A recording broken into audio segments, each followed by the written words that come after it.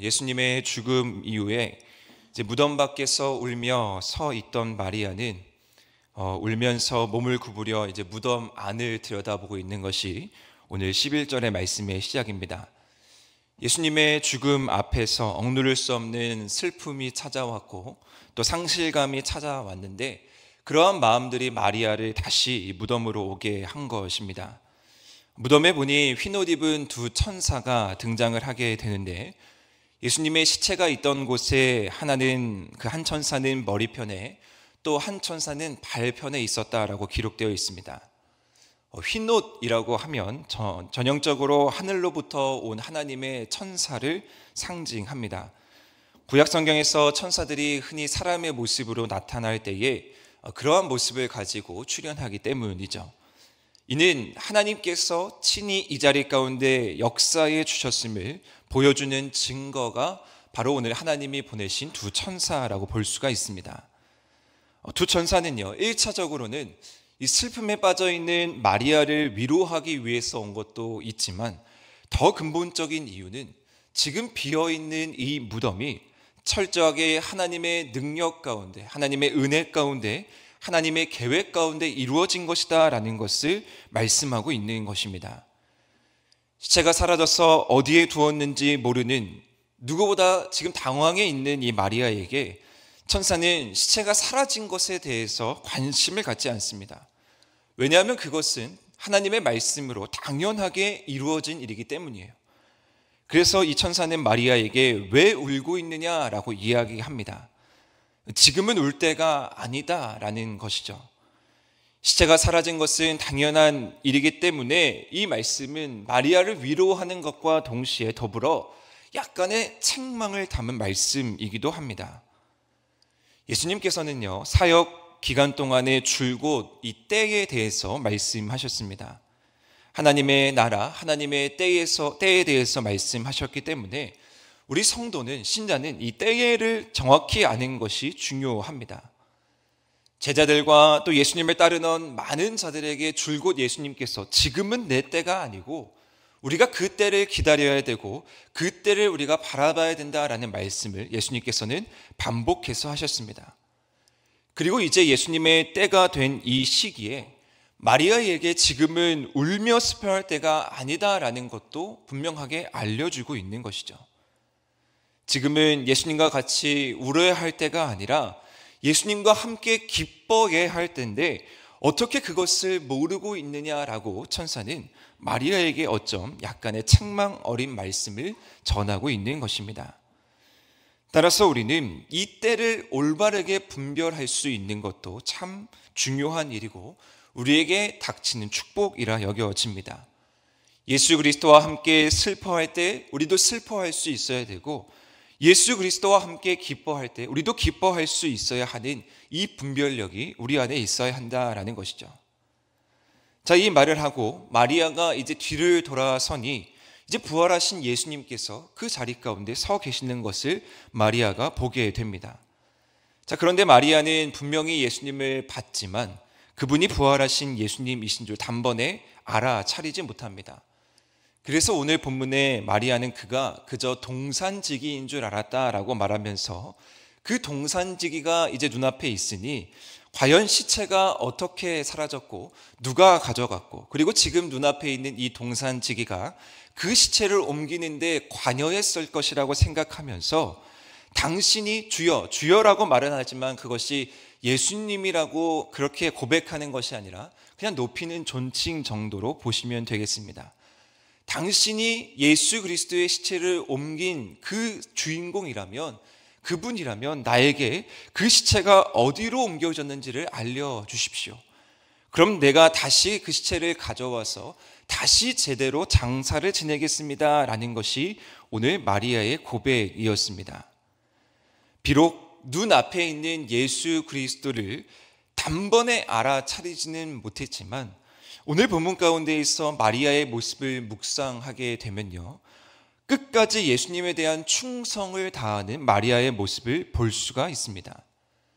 끝까지 자리를 지켰고 어떻게 해서든지 자신이 할 수 있는 최선을 다해서 그 최선으로 나아가고 있는 것이 마리아의 모습이죠.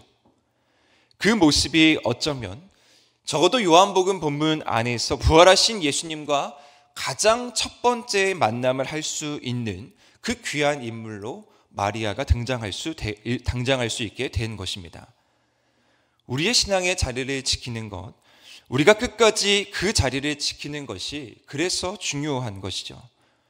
그때와 그 시기를 우리는 알 수 없습니다. 다시 오실 주님이 언제인지 이 세상에서 알 수 있는 사람은 아무도 없는 것이죠. 그렇기 때문에 우리의 사역 순간순간 어떻게 하나님이 역사하실지 우리는 알 수 없지만 부족한 육신의 몸으로, 부족한 연약한 우리의 몸으로 최선을 다해서 우리가 우리에게 맡겨진 사명을 감당하고 충성을 다해서 우리의 자리를 지킬 때 오늘 마리아와 같이 주님의 일하심을, 주님의 놀라우신 계획하심을 가장 첫 번째로 목격할 수 있는 주인공이 될 수 있다라는 것을 기억하시기를 바랍니다. 그것이 바로 오늘 마리아가 누리는 축복, 또 우리가 누려야 되는 축복이라 여겨집니다. 예수님은 이제 본격적으로 울고 있는 마리아에게 이제 이름을 부르시죠. 마리아야. 그런데 이 말 한마디가 예수님께서 평소 늘 그녀를 부르셨던 음성이었던 것 같습니다. 그래서 단번에 알아차리지 못하고 눈이 잠시 멀었던 마리아가 그 마리아라는 그 예수님의 음성에 단번에 그분이 주님이신 줄을 깨달았습니다. 비통함이 가득했고 절망이 가득했고 슬픔이 가득했던 그 마리아를 부르는 주님의 음성 앞에 이제 놀람과 기쁨과 그 모든 것을 바꿀 수 있는 예수 그리스도의 충만함이 그 마리아 가운데 임하게 된 것입니다.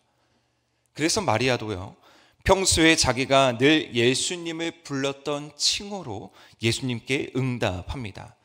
그것이 바로 오늘 본문에 나오는 라보니, 즉 나의 선생님이라는 뜻입니다.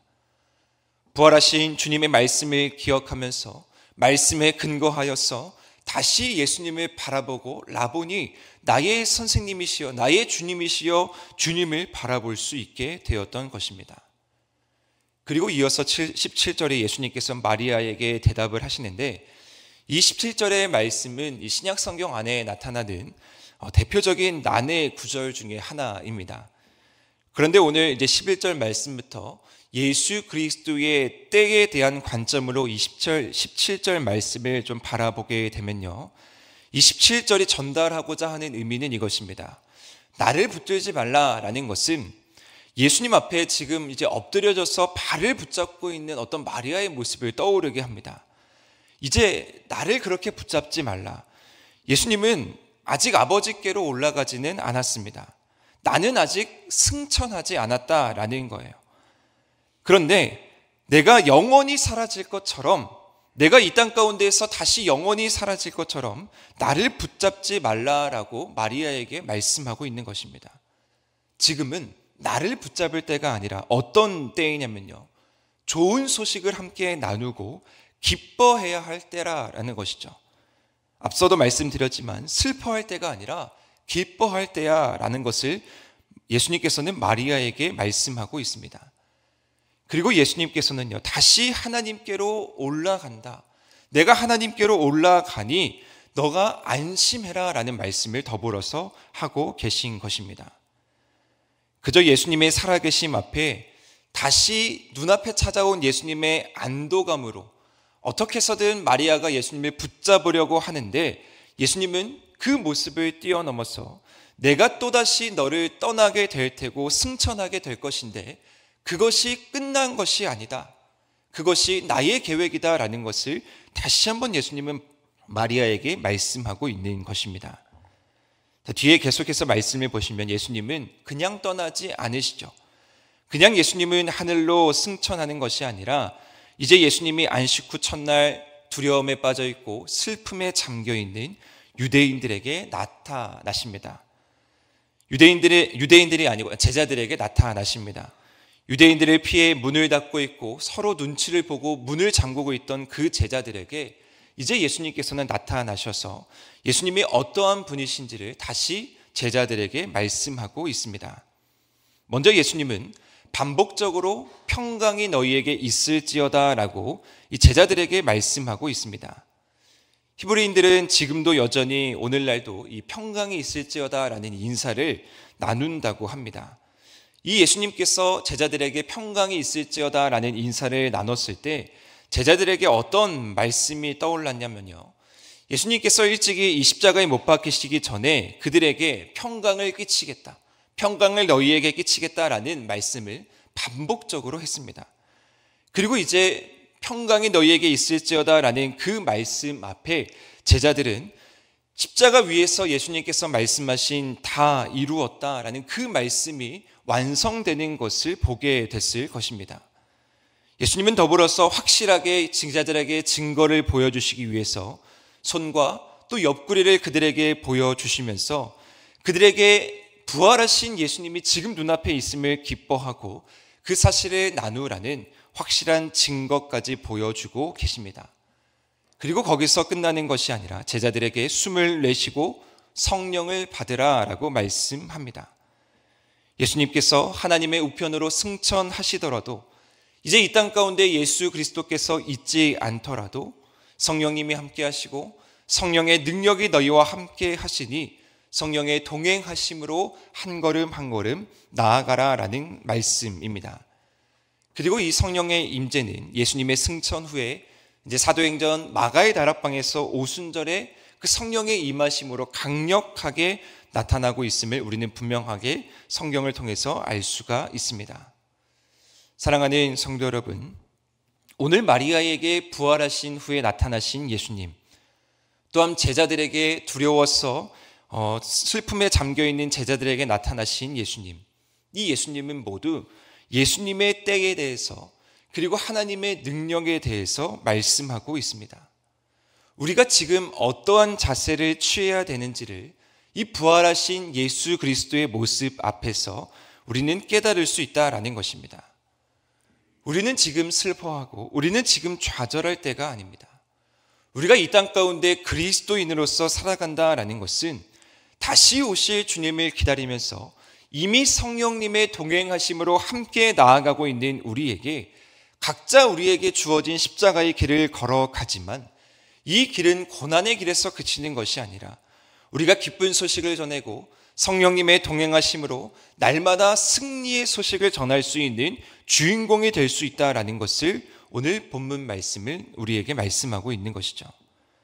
죄를 사하여 주시는 분도 하나님이고 죄를 그대를 도시는 분도 하나님이십니다. 그것은 무엇을 말하냐면요, 인간의 생각으로, 우리의 생각으로 할 수 있는 것은 아무것도 없다라는 것을 말씀하고 있는 것입니다.